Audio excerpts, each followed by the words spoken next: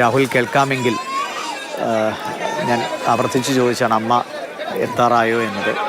അമ്മയ്ക്ക് ആ മകനെ കണ്ടിരിക്കാൻ കുറച്ച് സമയം അനുവദിക്കട്ടെ, അതിനുള്ളൊരു ക്രമീകരണം അവിടെ ഉണ്ടാകുമോ?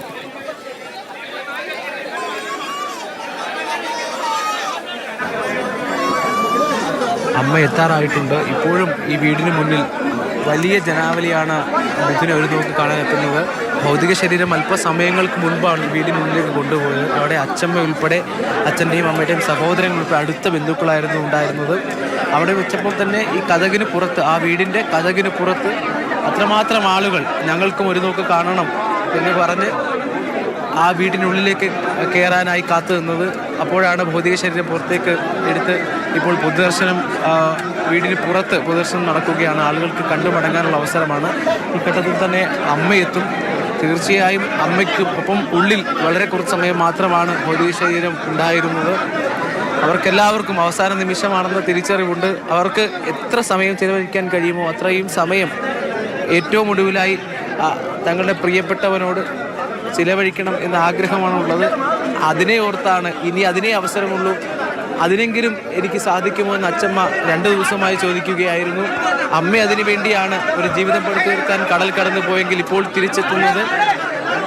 കളിക്കാൻ ശനിയാഴ്ച കൂട്ടുന്നവനെ ഒരു നോക്ക് കാണാനാണ് അവനൊപ്പം കളിക്കുന്നവർ നിൽക്കുന്നത്. അവനെ മുൻപ് പഠിപ്പിച്ച ഓർമ്മയിൽ അവൻ മിടുക്കനാണെന്ന് പലതവണ പറഞ്ഞും എഴുതിയും നൽകിയ അധ്യാപകരാണ് ഇപ്പോൾ ഇവിടെ നിൽക്കുന്നത്. അങ്ങനെ നാനാ തുറകളിൽ നിന്ന് മിഥുനുമായി ജീവിതത്തിൻ്റെ പല ഘട്ടങ്ങളിൽ ഈ കഴിഞ്ഞ 13 വർഷം അവൻ കടന്നു വന്ന വഴികളിൽ അവൻ മനസ്സിൽ കയറിക്കൂടിയ എല്ലാ മനുഷ്യരും കേട്ടറിഞ്ഞെത്തിയവരുമെല്ലാം ഇവിടെ കാത്തു നിൽക്കുകയാണ്.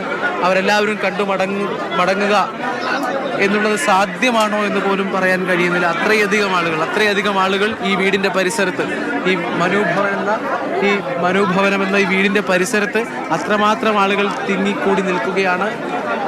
മിഥുൻ്റെ ഭൗതിക ശരീരം കടന്നു വന്നപ്പോൾ പഴയ പോലെ ഏറ്റവും ഒടുവിലായി ഒരു വട്ടം കൂടി അവർ മിഥുനെ എന്ന് ഉറക്കെ വിളിക്കുകയാണ്, മോനെ എന്ന് വിളിക്കുകയാണ്.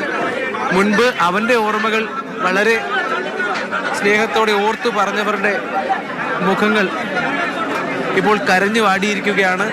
അവർ അത്രമാത്രം സ്നേഹം കാണിക്കാൻ കഴിയുന്ന ഏറ്റവും ഒടുവിലത്തെ നിമിഷമാണ് എന്നുള്ള വല്ലാത്ത തിരിച്ചറിവ് അവർക്കുണ്ട്. എന്നാലും പൊതുദർശനം ഇപ്പോൾ പുറത്ത് നടക്കുകയാണ്. അമ്മ എത്താറായിരിക്കുന്നു. അമ്മയും കൂടി ഇവിടേക്ക് എത്തും. ആ കാഴ്ചകൾ, ആ നിമിഷങ്ങൾ എങ്ങനെ കടന്നു പോകുമെന്ന് ആലോചിക്കാൻ കൂടി കഴിയുന്നില്ല. അത്രയധികം ആളുകളുണ്ട്. അപ്പോൾ അമ്മയും എത്തുന്നു.